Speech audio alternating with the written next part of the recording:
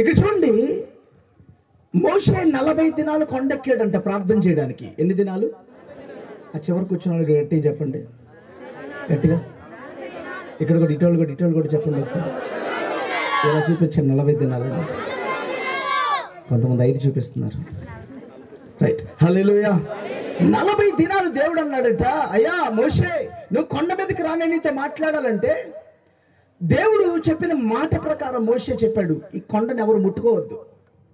దేవుడు దిగి రాబోతున్నాడు ఈ కొండ మీదకి, నేను పైకి ఎక్కి వెళ్ళబోతున్నాను కొండ మీదకి, నేను వచ్చే వరకు కూడా ఎవరు ఈ కొండను ముట్టుకోకూడదు అని చెప్పి యెహోషువకి అహరోనుకి చెప్పి వెళ్ళిపోయారు. చాలా దినాలు అయిపోతుంది, మోషే కిందకి రావట్లా. మోషే దేవుడు అక్కడ దిగొచ్చాడు, దేవుడు మోషేతో మాట్లాడుతున్నాడు, మోషే దేవుడితో మాట్లాడుతున్నాడు.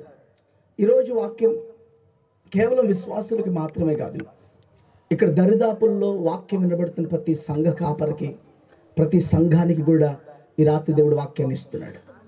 ప్రైజ్ ది లార్డ్, హల్లెలూయా. ఇక్కడ చూడండి, గమనించండి. ఇప్పుడు మోషే వెళ్ళిపోయి ప్రార్థన చేసి ప్రభుతో గడుపుతా ఉన్నాడు.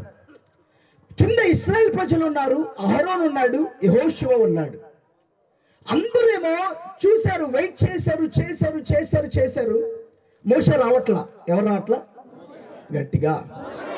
వెంటనే కొంతమంది వెళ్ళి అహరోను దగ్గరికి వెళ్ళి అడిగారు, అయ్యా మోషే ఇప్పటికి చాలా రోజులు అయిపోయింది, 40 దినాలు అయిపోతుంది, మోషే రావట్లేదంటే ఖచ్చితంగా మోషే పైన చచ్చిపోయి ఉంటాడు, మళ్ళీ కొండ మీదకి ఎక్కద్దు అన్నాడు. ఆ మాట చెప్పకుంటే పైకి వెళ్ళి చూసి వచ్చేవాళ్ళం. ఒకవేళ చచ్చిపోయాడేమో, సరే ఇప్పుడు మేము ఐగుప్తు నుంచి వచ్చాం కదా, పాపము బానిసత్వం నుంచి బయటకు వచ్చాం కదా, శాపము నుంచి మేము బయటకు వచ్చాం కదా, ఇదిగో ఇక మమ్మల్ని నడిపించే నాయకుడు ఎవరు లేరు కదా, ఒక పని చేద్దాం అయ్యా, దూడని చేసి, ఇదిగో ఈ బంగారం అంతా చేసి దూడని చేసి ఒక విగ్రహాన్ని చేసి దాన్ని ఆరాధన చేద్దామని చెప్పి అందరూ ఏం చేశారంటే అహరోనుతో చెప్తే, అహరోను ఏమని చెప్పాలి?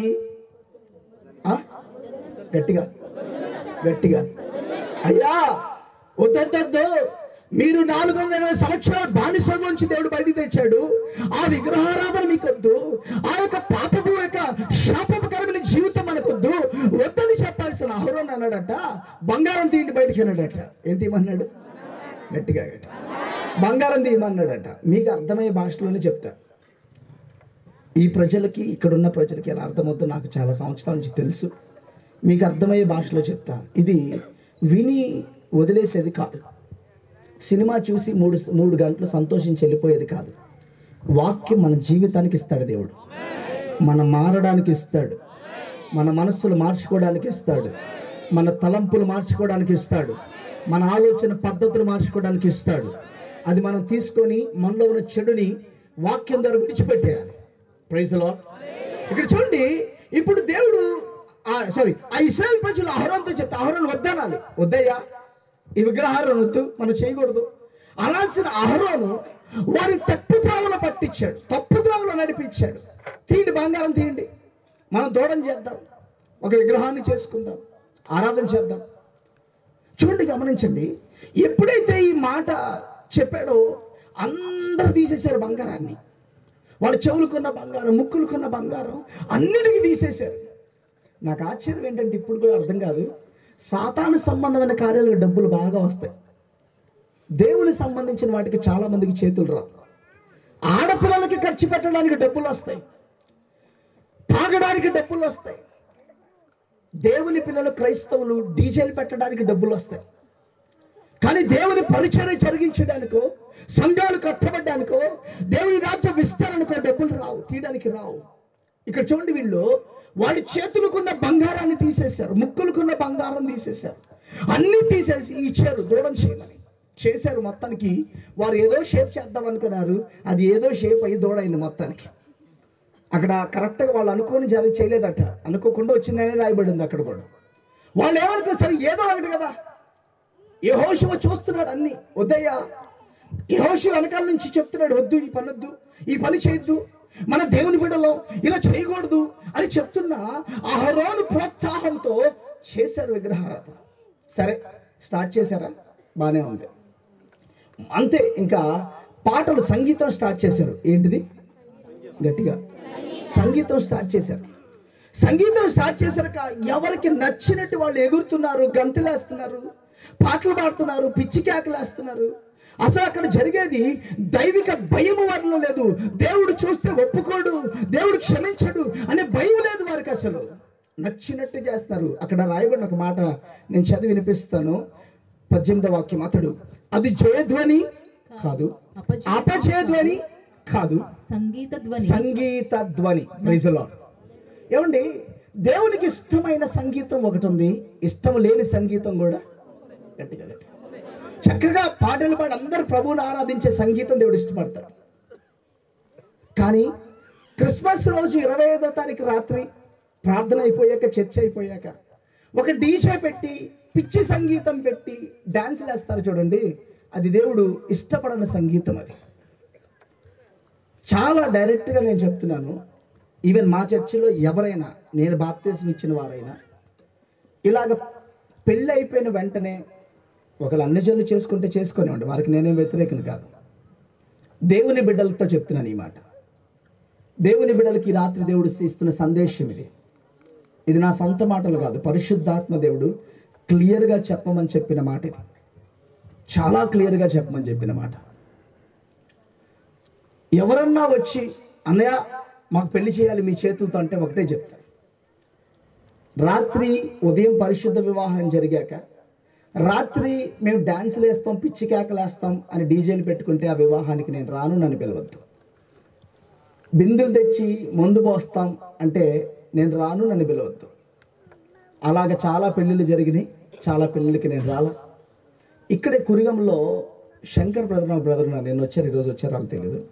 వాళ్ళ తమ్ముడు చిరంజీవి ఆ రోజు దైవ సేవకులు కూడా ఉన్నారు ఆ వివాహంలో. అడిగినప్పుడు అదే చెప్తే, అన్నయ్య నీకు చెప్తున్నాను చెయ్యం, ఆ పని చెయ్యం. సరే వాళ్ళు అందరు కలిసి ఒప్పుకున్నారు. ఆ ఉదయం పెళ్లి చేసాం. రాత్రి నేను కావాలని 10ంటికి వెళ్ళి వాళ్ళ ఇంటికి, ఏమో జరగచ్చేమో, ఎవరి కాళ్ళు బిజీగా ఉన్నారు కానీ ఎవరు ఆ పనిలో ఆ మైండ్ లేదు వాళ్ళకి. దేవుడు నిజంగా ఆ వివాహాన్ని ఎలా దీవించాడంటే, వివాహమైన కొన్ని దినాలకే బెల్జియం దేశంలో జాబ్ రావడానికి దేవుడు సహాయం చేశాడు. ప్రైజ్ ది లార్డ్, హల్లెలూయా. ఈరోజు తనతో పాటు అనేక మంది బెల్జియం దేశంలో మంచి ఉద్యోగం చేసుకోవడానికి దేవుడు కృప చూపిస్తున్నాడు. Praise the Lord. చూడండి, దేవుని మాట మనం వింటే దేవుడు మన కొరకు ఏ సహాయం చేస్తాడు. దేవుడి మాట నాకు అక్కర్లా, నా సంతోషమే నాకు ముఖ్యం, నా స్నేహితుల సంతోషమే ముఖ్యం, లేకపోతే నా బంధువుల సంతోషమే నాకు ముఖ్యమని వెళ్ళిపోతే, దేవుని పక్కన పెట్టేసి వెళ్ళిపోతే దేవుడు కూడా సహాయం చేయడు. అక్కడ జయధ్వని కాదు, అపజయధ్వని కాదు, సంగీతధ్వని. ఈ సంగీతం దేవునికి నచ్చని సంగీతం, ఇది దేవునికి ఇష్టం లేని సంగీతం. ఇది ఎవరు చేస్తున్నారంటే దేవుని ఆరాధించేవారు, దేవుని పేరు పెట్టుకున్న దేవుని జనాంగమైన ఇశ్రాయేలు ప్రజలు ఈ యొక్క సంగీతాన్ని వాళ్ళు పెట్టుకొని చేస్తూ ఉన్నారు. దేవుడు చూసి ఆ ముందే ఒక మాట అంటాడు చూడండి ఒకసారి, అదే 32వ అధ్యాయంలో 10వ వాక్యం చదవండి. కావున నీవు ఊరకుండుము, నా కోపము వారి మీద మండును. చాలా ఒక్క నిమిషం. ముందే దేవుడు చెప్పాడు, నువ్వు ఊరకో, నా కోపం వారి మీద మండబోతుంది. ఎవరి మీద? ఇశ్రాయేల్ ప్రజల మీద. ఎవరి మీద? బానిసత్వం నుంచి విడిపించబడిన వారి మీద. ఎవరి మీద? పాపం నుంచి విడిపించబడిన వారి మీద. ఎవరి మీద? శాపకరమైన జీవితం నుంచి దేవుడు బయటికి తీసుకొచ్చి జీవ గ్రంథంలో వాళ్ళ పేరును రాసి పరలోక రాజ్య వారసులుగా చేసిన వారి మీద నా కోపం రగలబోతుంది. ఎందుకయ్యా? కారణం ఏంటి అంటే, వాళ్ళు దేవునికి ఇష్టం లేని సంగీతం పెట్టి నాట్యం ఆడుతున్నారు. వాళ్ళు దేవునికి అయిష్టమైన సంగీతం పెట్టి డాన్సులు వేస్తున్నారు. ఏ ఆడపిల్ల ఏ మగపిల్లడితో డాన్స్ వేస్తుందో అర్థం కావట్లా, ఏ భార్య ఏ భర్తతో డాన్స్ వేస్తున్నాడో అర్థం కావట్లా, ఏ స్త్రీ ఏ పురుషుడితో నాట్యం ఆడుతుందో అర్థం కావట్లా. తాగేసి ఇష్టానుసారంగా వారు నాట్యం ఆడుతుంటే ఇదిగో మోషే అంటున్నాడు, అయ్యా అపజయ ధ్వని నాకు వినబడుతుంది. అక్కడ రాసిన మాట, ఈ సంగీతం దేవునికి సంబంధించింది కాదు. యవనస్తులందరికీ ఎలా సంతోషం అంటే డిజే డిజే డిజే డిజే అంటే ఇలా ఊగిపోతుంటారు. చూడండి, పౌలు శీలలు వాళ్ళు ఆరాధించడానికంట శరసాల్లో వేసి వాళ్ళు బ్యాండాలతో బిగిస్తే దేవుణ్ణి నిజమైన ఆరాధన, నిజమైన సంగీతంతో పాటలతో ఆరాధిస్తుంటంట పునాదులు బద్దలైపోయినాయట. Praise the Lord, praise the Lord. పునాదులు బద్దలైపోయినాయి. దేవుడు దిగి వచ్చాడు, వారి చేతులు సంఖ్యలు దిగి పడిపోయినాయి. నేను మాట చెప్పనా, నువ్వు నిజమైన ఆరాధన చేస్తే, నిజమైన సంగీతం ఆరాధన చేస్తే నీ కుటుంబంలో ఉన్న బంధకాలు దేవుని కృపలో విడిపడిపోతాయి. Praise the lord. కానీ దేవునికి అయిష్టమైన సంగీతం నువ్వు చేస్తే బంధకాలు ఇంకా ఎక్కువ బంధించబడతాయి.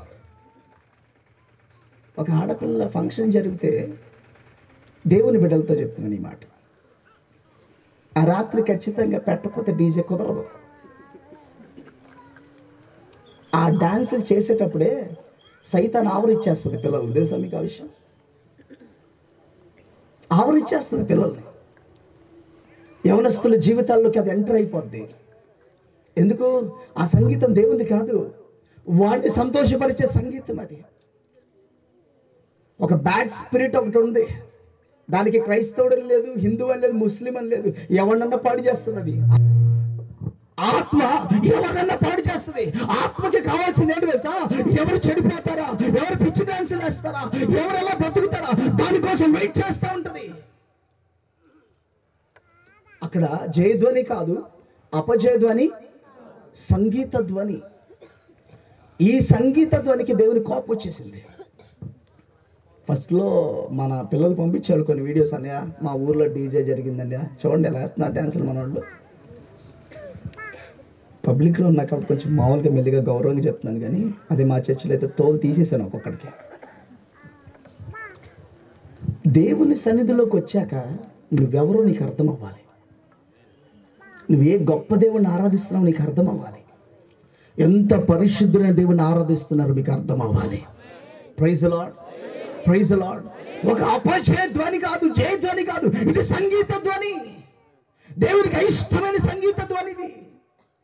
వెంటనే మోషే యెహోషువ పైకి వెళ్ళాడు. మోషే మాట్లాడుతున్నప్పుడు, అయ్యా యుద్ధ ధ్వని లాగుంది, పాలెంలో శబ్దం వినబడుతుందంటే మోషే ఆ మాట అంటున్నాడు. ఏమన్నాడు తెలుసా? యెహోషువ, అది యుద్ధ ధ్వని కాదయ్యా, అది సంగీత ధ్వని. ఇద్దరు కిందకు వచ్చారు నడుచుకుంటా. చూసేసరికి అబ్బా ఒక భయంకరమైన డాన్సులు, ఒక భయంకరమైన విగ్రహారాధన, అక్కడ ఒక భయంకరమైన చెడు ఇష్టానుసారంగా దేవుని పిల్లలు చేస్తున్నారు. ఇక్కడ ఎవరు చెప్పండి, ఆ మాట చెప్పండి గట్టిగా. దేవుని బిడ్డలు చేస్తున్నారు. ఇది దేవుడు చాలా ముందే చెప్పాడు, ఇదిగో నా కోపము వారి మీద మండబోతుంది.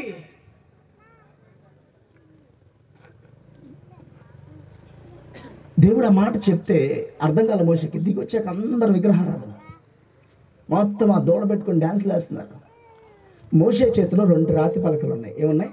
ఇంగ్లీష్లో వాటిని టాబ్లెట్స్ అంటారు. మనం ఇప్పుడు ట్యాబ్లు వాడుతున్నామంటే దాన్ని బట్టే వచ్చినాయి ఈ టాబ్లెట్స్. ఈ రాతి పలకలు దేవుడే 10 ఆజ్ఞలు రాసి ఇచ్చాడు మోషేకి. అవి దేవుని చేత్తో రాయబడిన రాతి పలకలు అవి. మోషే ఎప్పుడైతే కొండ దిగి వచ్చాడో వారు అనుకున్నారు చచ్చిపోయిన మోషే బ్రతికొచ్చేసాడు, చచ్చిపోయాడు అనుకున్న మోషే బ్రతికొచ్చాడని. వెంటనే వాళ్ళు చేస్తున్న ఆ పిచ్చి డాన్సులు అవన్నీ ఆపి వెంటనే వాళ్ళు చూశారు. అందరూ సైలెంట్ అయిపోయారు. మోషే వచ్చావా. దైవజనుడేమో పైన 40 దినాలు ఉపవాసం ఉండి ప్రార్థన చేస్తుంటే కింద వీళ్ళందరేమో పిచ్చి పనులు చేస్తున్నారు.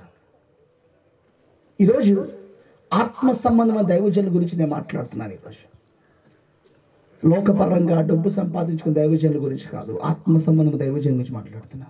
ఒకవేళ మీరు ఆత్మ సంబంధం దైవజనుల దగ్గరికి వెళ్ళే సంఘం అయితే కనుక, మీరు ఆ సంఘానికి విశ్వాసులు అయితే కనుక, నిజంగా మీ దైవజనుడు ఉపవాసాలుండి ప్రార్థన చేసేవాడైతే, ఒకళ్ళు మీ దైవజనుడు మీ కొరకు కన్నీరు కార్చే వ్యక్తి అయితే, మీ కొరకు శ్రమపడే వ్యక్తి అయితే, మీ కొరకు బాధపడే వ్యక్తి అయితే, నేను మాట చెప్పనా, ఆయన ఒకవేళ లాంటి పనులు చేయొద్దు అని కనుక మీతో చెప్తే ఆ క్షణమందే ఆ మాటలు తీసుకొని ఆ దేవునికి ఇష్టమైన ఆ కార్యాన్ని పక్కన పెట్టి దేవునికి మహిమకరంగా దేవుని సేవకుడి మాట విని ముందుకెళ్ళండి. మీ పిల్లలు ఉన్నతంగా దీవించబడతారు. Praise the lord. ఆయన 40 దినాలు ఉపవాసం ఉండి వస్తున్నాడు. అన్నం తిన్నా, నీరు తాగల, ఎన్నో కష్టాలు పరుస్తుంటే కింద వీళ్ళేమో వారికి నచ్చిన పనులు చేస్తున్నారు. నేను మాట చెప్పనా, దేవుడు సంఘములకు తీసుకొని వచ్చింది ఎందుకు తెలుసా? మాట చెప్తా, సంఘం అనేది ఒక విడిది గది లాంటిది. అమ్మాయి అబ్బాయి వాళ్ళ ఊరు వచ్చినప్పుడు ఒక విడిది గది ఎందుకు ఇస్తారంటే సిద్ధపడడానికి ఇస్తారు. యేసుక్రీస్తు ప్రభు మనకి సంఘాన్ని ఇచ్చింది మనకి నచ్చిన రాజకీయాలు చేసుకోవడానికి కాదు, మనకి నచ్చినట్టు ఆట్లాడడానికి కాదు. సంఘం ఇచ్చింది దేవుడు అక్కడ సిద్ధపడడానికి. రాబోతున్న యేసుక్రీస్తు ప్రభు అది త్వరగా రాబోతున్నాడు. సంఘము సిద్ధపడడానికి సంఘాన్ని ఇచ్చాడు. సంఘములో నీకు నచ్చినట్టు నా మాటే నెగ్గాలి, నా మాటే నెగ్గాలి, నా మాటే, దేవుని మాట కూడా అక్కర్లా, నా మాటే నెగ్గాలని కనుక ఎవరన్నా ఇక్కడ కూర్చొని ఉంటే ఈ రాత్రి మారు మనసు పొందాల్సిన వ్యక్తులు మీరే. సంఘం నీది కాదు, దైవజనుల మాది కాదు, యేసు రక్తముతో కనబడిన సంఘం ఇది. మా చర్చిలో ఫస్ట్ ఒక ఆయన వచ్చి ఒక మాట అన్నాడు, అన్నా నేను సంఘబద్ధంగా ఉంటానన్నా అన్నాడు. నేనన్నా నాకు తెలిసి సంఘానికి శిరస్సు యేసుక్రీస్తు ప్రభు ఒక్కడే, అంతకన్నా పెద్ద తలకాయ కొంటానంటే ఉండన్నా. ఆ రోజు ఈరోజు మళ్ళీ కనబడలే మంచి. నేను మాట చెప్తాను, సంఘంలో ప్రభు మాట ప్రకారం వెళ్ళాలి. సంఘం ప్రభు మాట ప్రకారం వెళ్ళాలి. యేసయ్యకి బైబిల్లో ఎక్కడ ఎక్కువ కోపం వచ్చిందో చెప్పండి.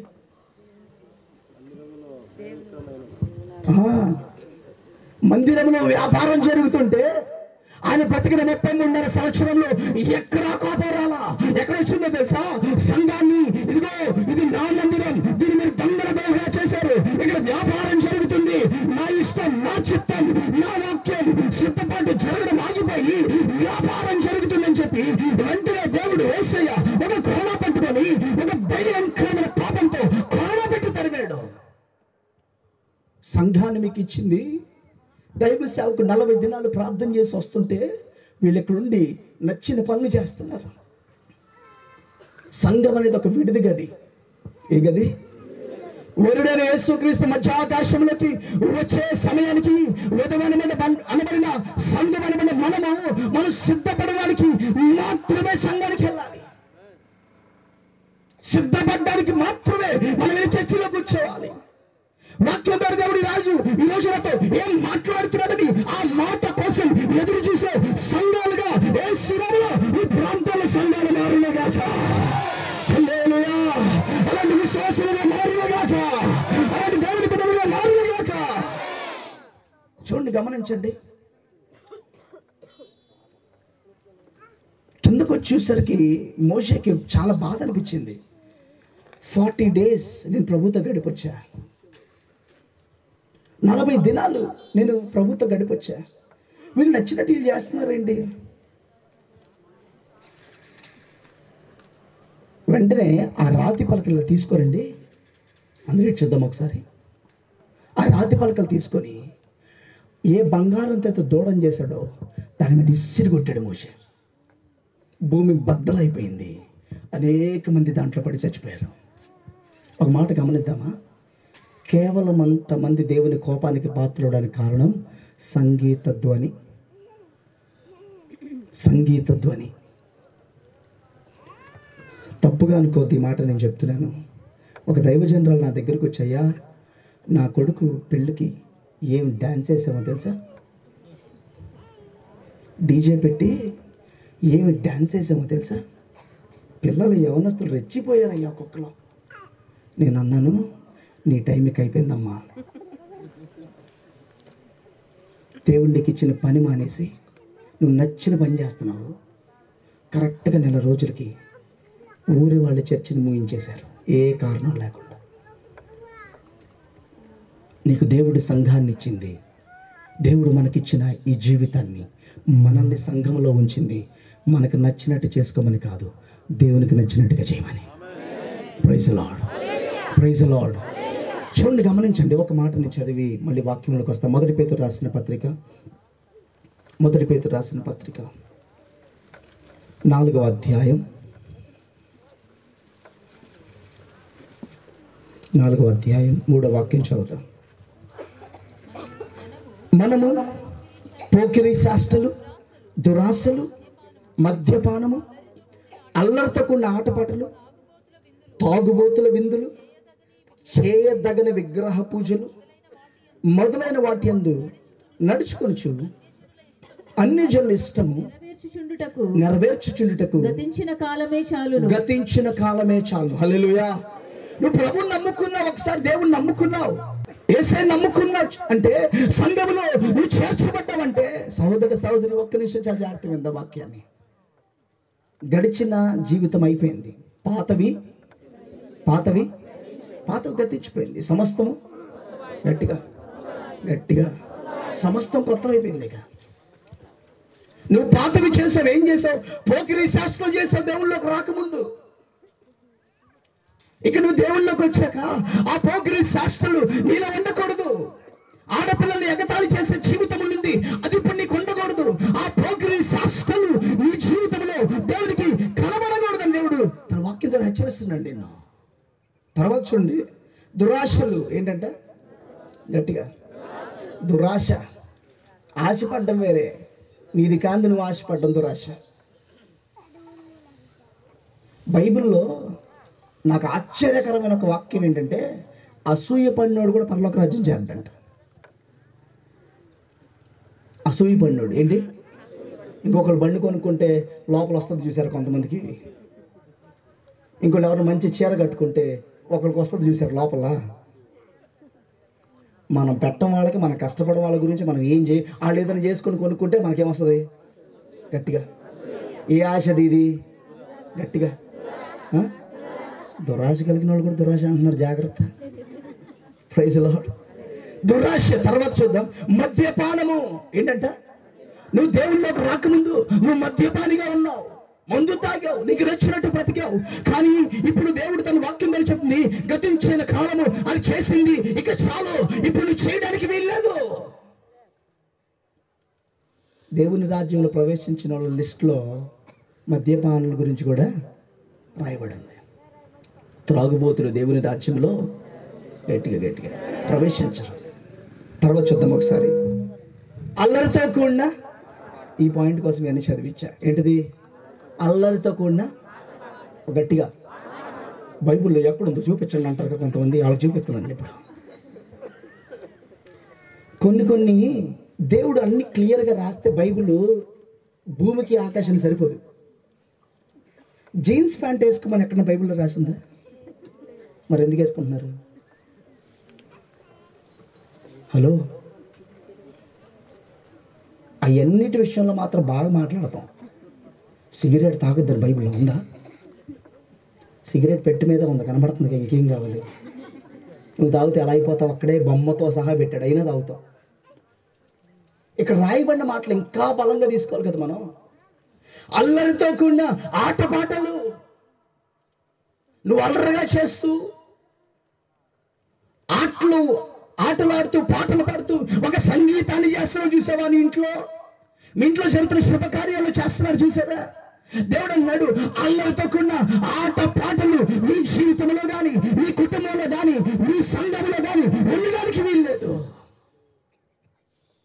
ఇశ్రాయేల్ ప్రజలు ఇదే అల్లరితో కూడిన ఆటపాటలు చేశారు. అదొక అల్లరితో కూడిన సంగీతం వచ్చింది అక్కడ. రీసెంట్గా ఈ మధ్య ఒక కొత్త పేరు వచ్చింది, చెప్పనండి మళ్ళీ. అదే నేను చెప్పానంటే పాగిపోద్ది అందరికీ. కొన్ని ఇలాంటి చెప్పకపోవడం మంచిది. క్రిస్మస్ రోజు రాత్రి డీజేలు పెట్టి దానికి ఒక పేరు పెట్టారు, కొత్త పేరు. వద్దు, ఆ పేరు చెప్పను మళ్ళీ. ఇక్కడ స్టార్ట్ చేస్తారు మళ్ళీ. ఏం పేరు? సినిమా పాటలు పెట్టి పిచ్చి డ్యాన్సులు వేస్తా, తాగుతా క్రిస్మస్ చేసుకుంటున్నాం చూసారా? అసలు దేవుడికి అది ఇష్టమైన క్రిస్మస్ అని అసలు దేవుడు అసలు ఎందుకు భూమి మీదకి వచ్చాడు? మనందరి పాపము నుంచి ఏ పావురము రక్తము, ఏ కోడి రక్తము, ఏ గొర్రెపిల్ల రక్తం పరిశుద్ధ పరచట్లేదని తెలిసి ఆయనే ఈ లోకానికి వచ్చి తన సొంత రక్తాన్ని ఇచ్చి మనందరి పవిత్రపరిచి పరిశుద్ధులుగా చేయడానికి వచ్చాడు, పాపాన్ని తీసివేయడానికి వచ్చాడు. మళ్ళీ మనం ఈ అల్లరితో కూడిన ఆటపాటలు చేసుకుంటా మళ్ళీ మనం అదే పాపంలోకి వెళ్తున్నాం. మనం దేవుడు చేద్దాన్ని పని చేసుకుంటూ మళ్ళీ అదే పాపంలోకి వెళ్ళిపోతున్నాం మనం. ఈరోజు వాక్యం మనం గమనిద్దామా? నువ్వు నీ జీవితంలో అల్లరితో కూడిన ఆటపాటలు ఒకవేళ ఉంటే, మీ ఇంట్లో మీ శుభకార్యాల్లో దేవుని దైవాలు మా ఇంట్లో పెళ్ళిళ్ళు అయిపోయినాయి, ఎప్పుడు చెప్పేవాళ్ళు వాక్యం అనుకుంటున్నారు కొంతమంది. నువ్వు వాటన్నిటి విషయంలో ముందు క్షమాపణ అడగాలి. అర్థమవుతుందా? ప్రి తల్లి, ప్రి తండ్రి, మా ఇంట్లోకి ఏం లేవులే కార్యక్రమాలు. వాటన్నిటి విషయంలో, ఏ బిడ్డ విషయంలో అయితే మీరు డీజేలు పెట్టి, దేవునికి అయిష్టమైన సంగీతాన్ని పెట్టి, దేవునికి అయిష్టమైన అల్లరితో కూడా పాటలు పెట్టి మీ చేత్తో త్రాగుతేనే పరలోక రాజ్యం చేరంటే, మీ చేత్తో మందులు ఇచ్చి, మీ చేత్తో సారా ఇచ్చి తాగండి అంటే వాళ్ళందరికన్నా శిక్ష ఎక్కువ మీకే పడింది. వాళ్ళు ఒక గ్లాసే తాగేది, మీరు 300 బిందులు, 300 మళ్ళీ గొడవ అవుతుంది, 50 బిందులు, 30 బిందులు. ఆ 30 బిందులకి లెక్క చెప్పాలి త్వరలోనే దేవుడికి. లోకంలో సరదా కోసం వెళ్తున్నారు కానీ దేవుని భయం లేకుండా వెళ్ళిపోతున్నారు. ఇది చేస్తే నెక్స్ట్ ఏమవుతుంది? భయం లేదు. ఒక ఫేస్బుక్లో నాకు తెలిసిన దైవజనులు ఇలాగే క్రిస్మస్ రోజు రాత్రి పాటలు పెట్టి ఆ యవనస్తులు అందరూ కలిసి డ్యాన్స్లు వేస్తుంటే ఫేస్బుక్లో చూసి ఇమీడియట్గా కాల్ చేశాను. బ్రదర్ బాగున్నారంటే బాగున్నాను, క్రిస్మస్ ఎలా జరిగింది? సూపర్, మామూలు జరగలేదండి ఈ సంవత్సరం క్రిస్మస్. రాత్రి ఫేస్బుక్లో పెట్టింది నా క్రిస్మస్ మీది అన్న. అవునండి, అది కరెక్ట్ అని మీకు అనిపించిందా? ఆయన చెప్పిన మాట చెప్పనా, రాత్రి పడుకున్నప్పటి నుంచి నా హృదయం అంతా గలిబిలిగా ఉండిందండి. తప్పు చేసిన ఫీలింగ్ బాగా కలుగుతుంది నాకు. దేవుడిచ్చిన సంఘాన్ని అహరోన్లాగా నా వైపు తిప్పేసుకుంటాను అనిపించింది. అహరోన్లాగా తప్పుద్రోవ పట్టిస్తున్నాను అనిపించింది. అహరోన్లాగా దేవుని వైపు తిప్పాల్సిన దేవుని బిడ్డల్ని ఇదిగో ఇలాంటి ఆటపాటల వైపు తిప్పేశారని ఫీలింగ్ బాగా ఉండింది లోపల. ఈరోజు మాట చెప్పనా, అహరోన్ లాగుంటాము, మోషే లాగుంటాము, అహరోన్ లాగుంటాము, యెహోషువ లాగుంటాము, మనమే తీర్మానం చేసుకోవాలి. అందరూ ఆటలాడుతా, అల్లరితో కూడిన మాట్లాడుతా, పాటలు పాడుతా, పాపం పెంచుకుంటూ, పాపం చేస్తూ, అన్యాయంగా బ్రతుకుతుంటే యెహోషువ అనే యవనస్తుడు ఒక పక్కకు వచ్చి ఆయన ఒక కొండ పక్కన కూర్చొని ఎదురు చూస్తున్నాడు. నా దైవజనుడు మోషే ఉపవాసం ఉండి ప్రార్థన చేస్తున్నాడు.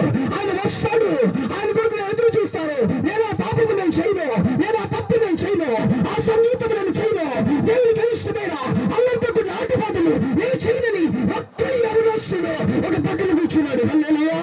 ఈ రాత్రి వాక్యం వింటున్నా ఏ యవనస్తుడైనా, ఏ యవనస్తురాలైనా ఇలాంటి యెహోషువలాగా నీ ఇంట్లో నిలబడగలిగితే నీ వల్ల నీ ఇంట్లో గొప్ప ఆశీర్వాదం రాబోతుంది.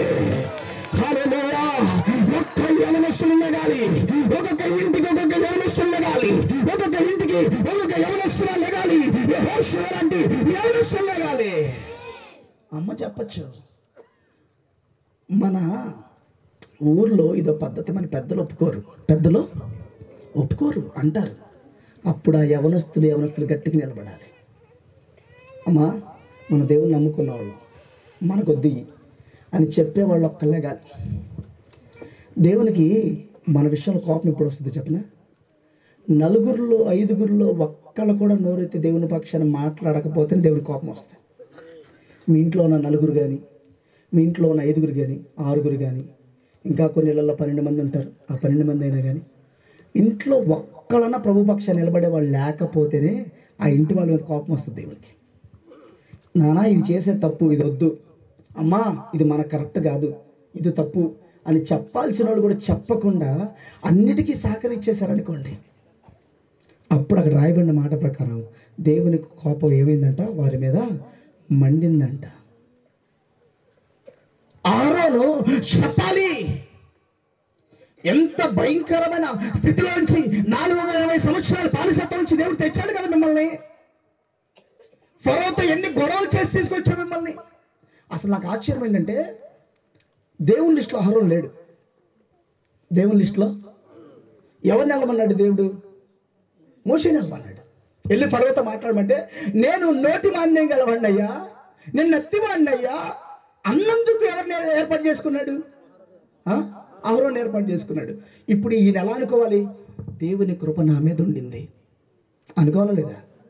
హలో, ఫరోతో ఇప్పుడు మోషే మాట్లాడుతున్నాడు, అహరోను మాట్లాడుతున్నాడా? గట్టిగా హలో. నీరు ఎర్రగా రక్తంగా మార్చినప్పుడు ఎవరు మాట్లాడారు? కప్పల తెగుళ్ళుగా వచ్చినప్పుడు ఎవరు మాట్లాడారు? కర్ర వేస్తే పాలని ఎవరు మాట్లాడారు? అన్నిటికీ మాట్లాడారు. దేవుడు ఎంత కృప ఇచ్చాడు అహరోనుకి. కానీ ఆ అహరోను దేవుడి పక్షాన్ని నిలబడట్లేదు. ఇప్పుడు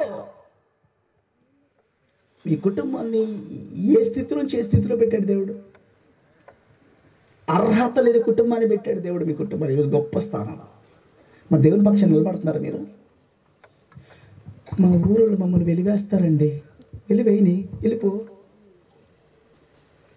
జాన్ వెస్లీ అనే దైవజనుడు రాజమండ్రిలో వాళ్ళ కుటుంబాన్ని వెలివేస్తే ఈరోజు ప్రపంచ దేశం తెలియజేశాడు ఆ కుటుంబాన్ని. ఇలాంటి వాటికి చెప్పలు కొట్టంగా.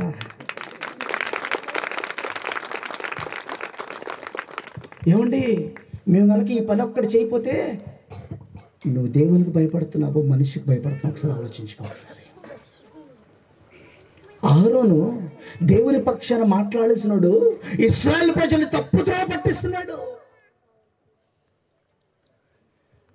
ఎగ్జాంపుల్గా మామూలుగా అడుగుతాను, డీజేకి ఎంత అవుతుందండి? 30-40. ఓకే, ఎక్సెప్ట్ ప్రసాద్ గారు ఎంత అవుతుందండి?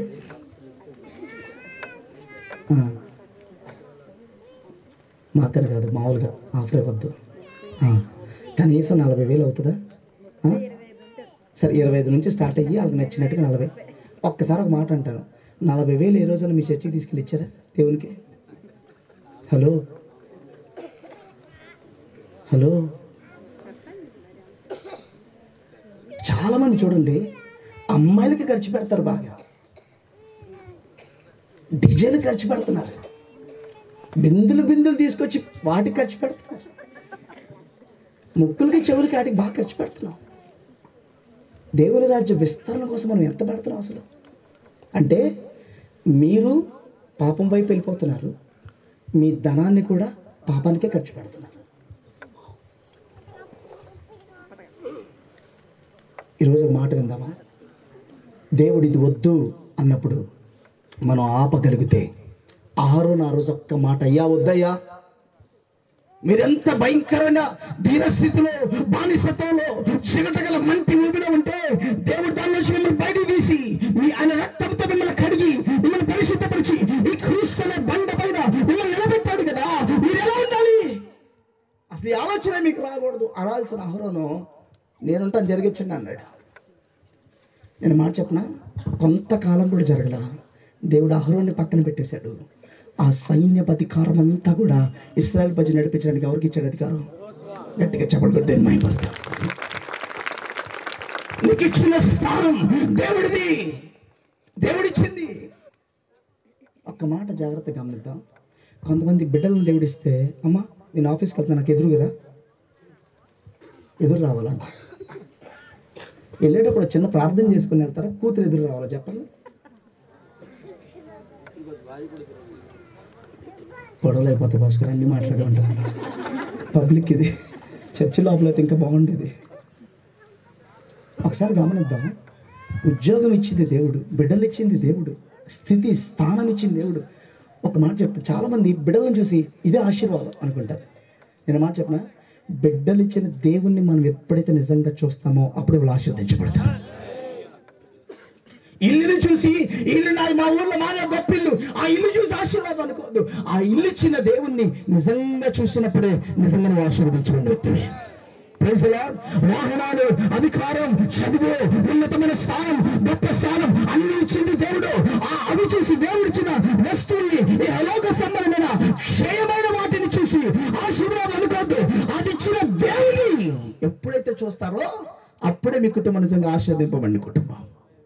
Praise the Lord, praise the Lord. ఒక ఆయన అనేవాడు చిన్నప్పటి నుంచి, నాకేంటండి కొడుకు, నాకేంటి కొడుకు, రేపు కనీసం 10 లక్షలను కట్నం తెస్తాడు. నేను ఆ మాట అన్నమాకయ్యా, నువ్వు దేవునిలో పెంచు, దేవుని గురించి చెప్పు, దేవుని భయాన్ని గురించి చెప్పు.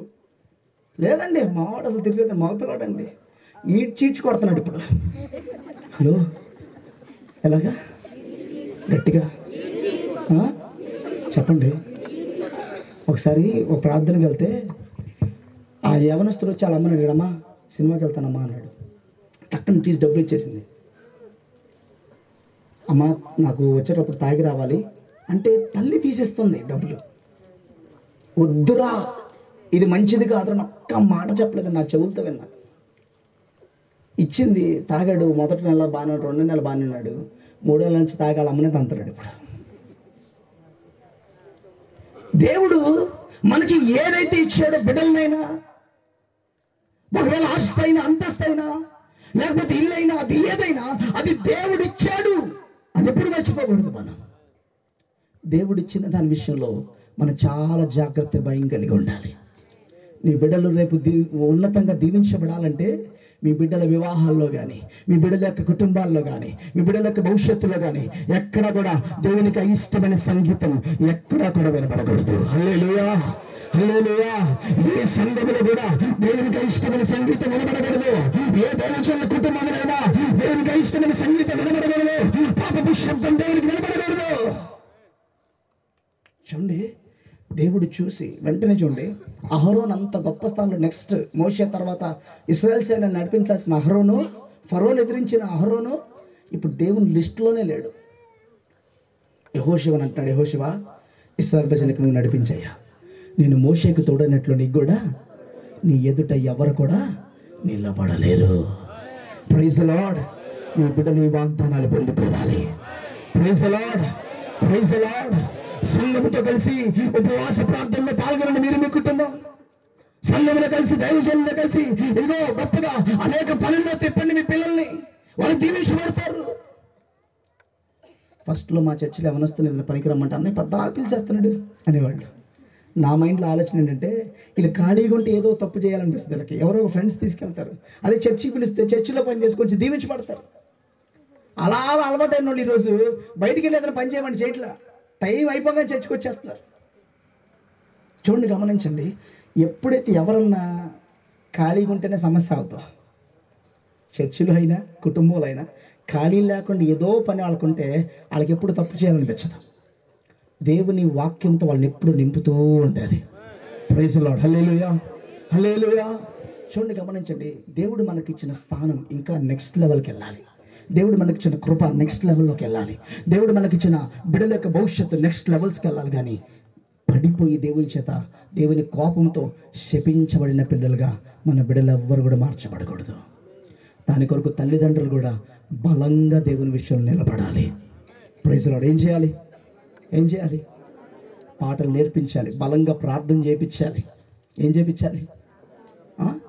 నాకు దేవుడే బిడ్డల్ని ఇచ్చాడు అన్న చేతులు ఎత్తండి. నాకు దేవుడే బిడ్డల్ని ఇచ్చాడు. అంత 10 నిమిషాలు దేవుని వాక్యం మాట్లాడుతున్నారా? 10 నిమిషాలు కూర్చోబెట్టి ప్రార్థన చేపిస్తున్నారా? దేవుని గురించి చెప్తున్నారా? అరే నిన్ను దేవుడేరా మాకు ఇచ్చింది, నువ్వు దేవుడు ప్రార్థన చేస్తే నువ్వు పుట్టావురా అని చెప్తున్నారా? ఇశ్రాయేల్ ప్రజలతో దేవుడు మాట, 12 రాళ్ళు తీయండి. ఎన్ని రాళ్ళు? అవి తీసి పక్కన పెట్టండి. రేపు జనరేషన్స్లో ఎవరన్నా ఎందుకు ఈ 12 రాళ్ళు ఇక్కడ పెట్టారంటే మీరేమని చెప్పాలి తెలుసా? ఈ 12 గోత్రాలకు సంబంధించిన 12 రాళ్ళు దేవుడు అద్భుతాలు చేశాడు. ఈ గోత్రాల్లో ఈ ఇశ్రాయేల్ ప్రజలకు అద్భుతాలు చేశాడు. ఆ దేవుడు గొప్పవాడు, ఆయన ఆశ్చర్యకరుడు, ఆయన ఆలోచనకర్త. ఎవరో సముద్రం దాటించాడు, ఏదో బానిసత్వం బయటికి మనం నడిపించాడని దేవుడి గురించి మీరు ఏం చేయండి చెప్పండి. తల్లిదండ్రుల నోట్లోంచి బిడ్డల దగ్గర దేవుని వాక్యం రావట్లేదంటే నెక్స్ట్ దుష్టుడు వాళ్ళని చాలా బలంగా వాడుకోబోతున్న అర్థం. చర్చికి వెళ్ళండిరా అని బిడ్డలకు మీరు చెప్పకపోతే, మీటింగ్ జరుగుతున్నాయి వెళ్ళండి, ఉపవాస ప్రార్థన జరుగుతున్నాయి వెళ్ళండి, ఉదయాన్నే లేసారు ప్రార్థన చేసుకోండి, ఇదిగో రాత్రి పడుకునే ముందు కనీసం 1 గంటన్నా ప్రార్థన చేసుకోండి అని బిడ్డల దగ్గర నోరు తెరిచి చెప్పకపోతే, తల్లిదండ్రి ఒక మాట గమనించండి, మీరే మీ బిడ్డల్ని దేవుని కోపంలోకి పంపిస్తున్నారు. నాకు బిడ్డని దేవుడే ఇచ్చాడండి, ఏం చెప్తాం ఆ మాట, కానీ ఆ దేవుడిని మాత్రం పరిచయం చేయం. వాళ్ళకి పరిచయం చేయకపోతే దుష్టుడే రేపు వాడుకుంటాడు వాళ్ళని. ఈ భయంకర సంగీతాల్లో వాడుకుంటాడు, ఈ భయంకరం దేవునికి అయిష్టమైన ఈ నాట్యాల్లో వాడుకుంటాడు, డీజేల్లో వాడుకుంటాడు, తాగుళ్ళలో వాడుకుంటాడు, దొంగతనాల్లో వాడుకుంటాడు, వ్యభిచారంలో వాడుకుంటాడు. కాబట్టి దేవునికి మీ బిడ్డలు మీరు సమర్పించుకోండి. యవనస్తులు అనేక మంది దేవుడు దర్శించబోతున్నాడు. ఈ సంవత్సరం నుంచి అనేక మంది యవనస్తులు దేవుని చేత పట్టబడబోతున్నారు. Praise the lord. నేను మళ్ళీ చెప్తున్నా, ఈ 3 ప్రాంతాల గురించి ప్రార్థన చేసినప్పుడు ఉపవాస ప్రార్థనలో దేవుడు చెప్పిన మాట, ఈసారి కాశీనగర్లో ఒక ఉద్యోగాన్ని తీసుకొని రాబోతున్నాను. మీటింగ్స్ సమయంలో అని చెప్పట్లా, మీటింగ్స్ అయిపోయింది మొదలుకొని అనేక మంది దేవుని చేత పట్టబడబోతున్నారు. దాని కొరకు తల్లిదండ్రులు ఖచ్చితంగా వారిని సహకరించాలి, వారి ప్రార్థన వైపు నడిపించాలి, ప్రభు గురించి మాట్లాడాలి, వాళ్ళ దగ్గర ప్రభు గురించి తెలియచేయాలి, సంఘంలోకి నడిపించాలి, దేవుని పనుల్లో వారిని ముందు పెట్టాలి.